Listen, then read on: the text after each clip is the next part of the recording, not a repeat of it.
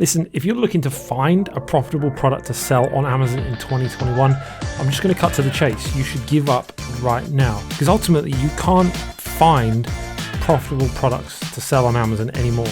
And I'm going to explain in this video.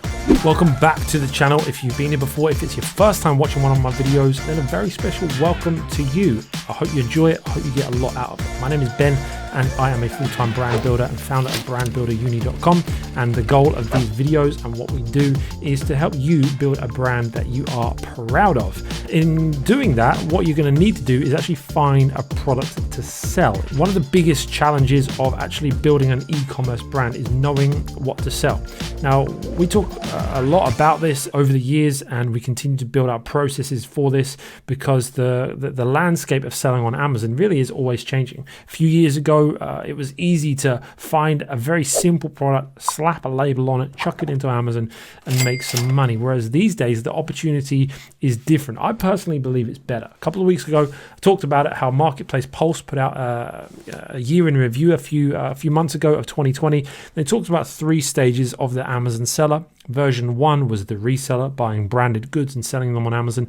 Version 2 was the private label entry level, where you would just get a fidget spinner from China, white shiny box with a logo on it, send it into Amazon, make a bunch of money, and not really differentiate in any way. But version 3 of the successful Amazon seller, the era we're in right now, is the Amazon seller that's willing to learn how to develop a good product, learn how to do marketing, learn how to understand the customer, ultimately build a real brand. And I genuinely believe that there is an incredible opportunity in this space to do that right now. Is not just to make a little bit of money in 2 to 3 months, but make a whole lot of life-changing amount of money in 2 to 3 years. And the key thing with that is finding a product. But here's the catch.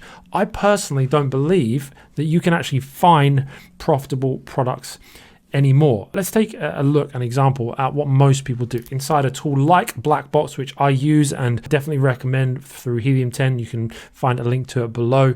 But what most people do is they come in, they choose some categories, that look good, and then they choose a revenue, a goal that they're looking for, a price that's, above £20, so it's nice and profitable, below £50, so it's still an impulse kind of purchase, review count below 50 maybe, and then they'll hit search, right? And you'll come up with a whole load of options, and people will start filtering through these. Pan, do I want to sell that? Maybe not. Curtains, maybe I don't want to sell that. Glass, it might break, I don't want to sell that.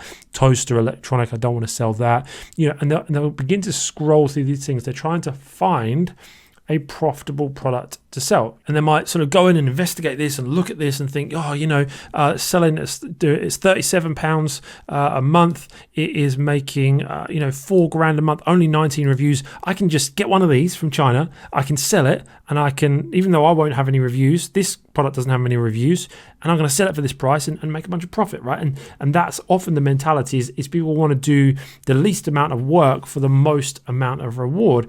Here's the thing, I genuinely believe that product opportunities aren't found on Amazon anymore, they're actually created. They're created by differentiating, by adding more value to the market than is already there. And this is where a lot of people stumble, because it does take work. Right? A lot of people come into this looking for an easy way to make money. Now, this is a simple way to make money because of everything that Amazon will do for you. It simplifies so much of starting your own business, but it doesn't mean you're not going to have to put the work in. You have to put the work in not only looking at potential opportunities through something like Blackbox, but actually assessing how can you come in and improve on what's already available in this market. The Amazon market has become more mature than it was a few years ago, which means you have to do something to stand out. Just being on Amazon is not enough anymore. You actually have to do something to stand out. And I want to talk you through a few ways that you can differentiate products in order to create profitable product opportunities. The reason I talk about creating them rather than just the angle of here's how to differentiate your product is because by differentiating your product, you are creating profitable product opportunities that may not have been there before, because in your differentiation, in your bringing of value, in your improving and your developing, you actually create the possibility to increase your prices, increase your profit margin, create something out of Nothing, right? And so that's what I wanted to just talk about briefly. So I've actually got 5 key ways, key categories within which you can differentiate your product. And the goal really is to do as many of these as possible. Inside Brand Builder University, we actually have a product validation process where I will work with you to validate your first product and or any following products as well.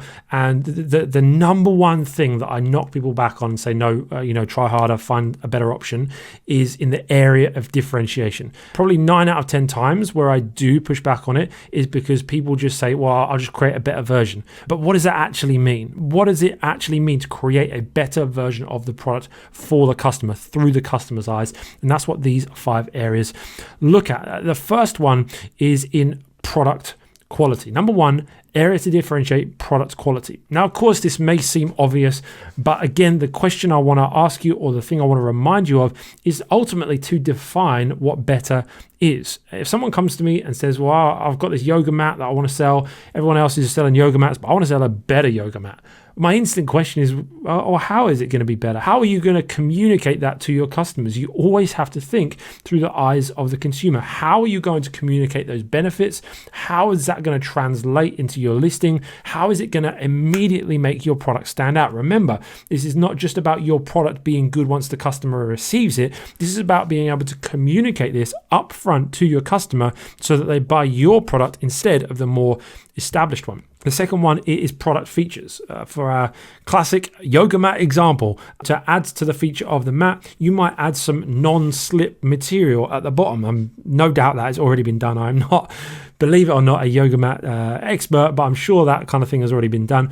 Or you may want to add a strap so you can roll it up and carry it over your shoulder. Or you may want to add a waterproof element to it, when you're sweating doing your yoga to protect it. Again, I'm sure all of these things already exist, but when it comes to features, these are the things you can add. Whereas quality may be thicker material, or it may be longer lasting because of a new material you could use or a different way of producing this product. Features obviously are things that you add to the product or change to the product. And if you want to find out where to find out what to add to these products, the best place to do this is in the reviews on Amazon. Look through the negative reviews for a product and see what customers are actually saying. Remember, it's about the customer. What's the customer saying? This mat was too thin. This mat was too thick. I couldn't carry it. It absorbed my sweat instead of running off it. Whatever. Look for what they're saying. Implement those changes into your product. Then shout it from the rooftops when you launch that product.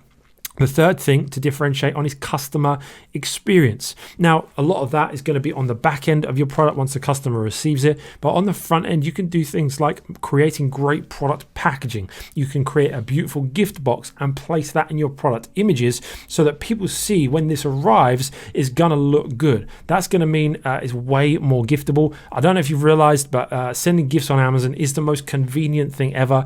I hope none of my family are watching this because I've started sending Amazon gifts to all of our family because it's super convenient. I don't have to go to the shop, buy the gift, wrap it up, post it out, go to the post office, yada yada yada. In the world of global lockdowns, Amazon has become so convenient. I've realized just how convenient it is to send gifts, and so many more people are realizing the same thing. So the more giftable you can make your product, the better it's going to sell, because people are going to see that it's going to be a great experience when it arrives to whoever they're gifting it to. Fourth way to differentiate is with a physical bundle. You may want to add some extra physical items to this product. So, for example, yoga mat. If you're selling a yoga mat, you might want to add a bag to put it in, a strap to tie around it. You might want to put a resistance band inside there, or something that the user of this product is going to really benefit from, something related to the product, not some random free gift like a free bag of Haribo or something, right? Make it relevant, and make it relevant in how the product is going to be used, but add something in there. For example, we sell toys, and one of the things that we've done to differentiate is we've put designed and created a poster that you can put on their wall of all of the different models that you can build with this toy. And so that's just one little way that we have created a physical bundled more things with this product to to create more value, to make it stand out, and to ultimately, over the long term, hopefully to be able to charge more price. And then number 5, finally, is a digital bundle. Now, this is something you can do to really add value without too much extra cost. There's a few different things you can do here. So one of the things what we have done is we created some how-to instructional videos for our products, and so that people know that when they buy the product, they also get a whole video library of videos of how to build different models with these products. And that's like a value add for the customer. They don't get that with our competitors, and so it creates more value in our products. You could add an ebook. They when they buy our product, they get invited to go and download an ebook for activities for kids. And so again, there's more value in that for the customer. We're separating ourselves and differentiating out. So if you've got a yoga mat, easy, create an ebook around, the best 17 yoga exercises for flexibility or whatever, right? If it's a cooking product, recipes. I just bought a new blender the other day, had a book of 50 recipes in it. Honestly, super helpful. And I don't even remember seeing that advertised, which is kind of against the point, but it was a great customer experience when I got it as well. And so that's going to make I'm going to leave a good review about this blender because so far it's really good. And part of that was that whole customer experience. I'm getting off the track because that's more of a physical bundle, but you get my point about the digital bundle is that ebook could be something they download.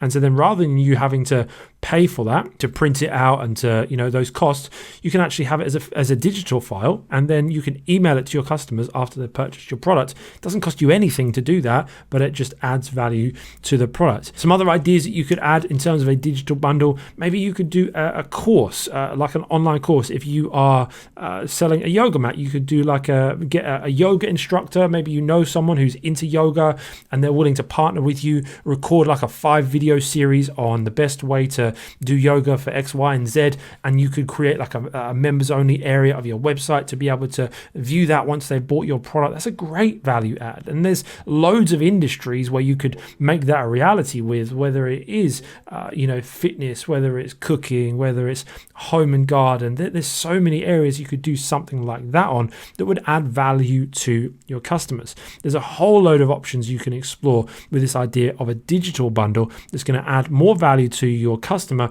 Once you've created it and paid the money to, of course, design an ebook or create a video series, once you've created it, the profit margins on that particular element are infinite because there's no more cost involved, but it just adds more value to your customer. So those 5 things again: product quality, product features, customer experience, physical bundles, and digital bundles.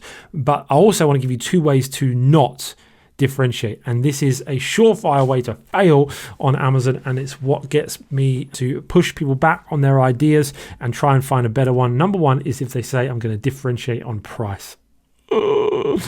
Oh, it's the worst thing to differentiate on, right? Because the only way to win that battle is by becoming the lowest priced item on Amazon. And whilst Amazon would love to see that happen, we as the sellers don't want to drive prices down to the point where they're not profitable, right? We want to make sure we're profitable. So pricing is the worst thing to differentiate on. And secondly, kind of related, that I see people often say, and they think it's a good way to differentiate, is purely on quantities.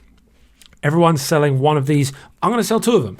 Everyone's selling a 3-pack, I'm going to sell 4-pack, because ultimately that's very similar to the race to the bottom in terms of pricing. It will just be a case of who can bundle the most amount of these units together in one pack and just about survive. And it's not going to be a long-term profitable endeavor. You need to find ways beyond pricing and beyond quantities to improve on your products. So listen, I hope this has been of some help to some of you. I know for some of you this is bad news because you just kind of wanted an easy opportunity to make some money, and this really isn't that anymore. It's a real opportunity to build a real business if you're willing to put in some real work. But for those of you who are, I'm hoping that it's been super encouraging, because listen, there is still so much opportunity when selling on Amazon, building an e-commerce brand online. So much opportunity if you're willing to go the extra mile and create these opportunities instead of just hoping to stumble across them. Ultimately, differentiation is just one of the 6 steps that we have and we teach inside of our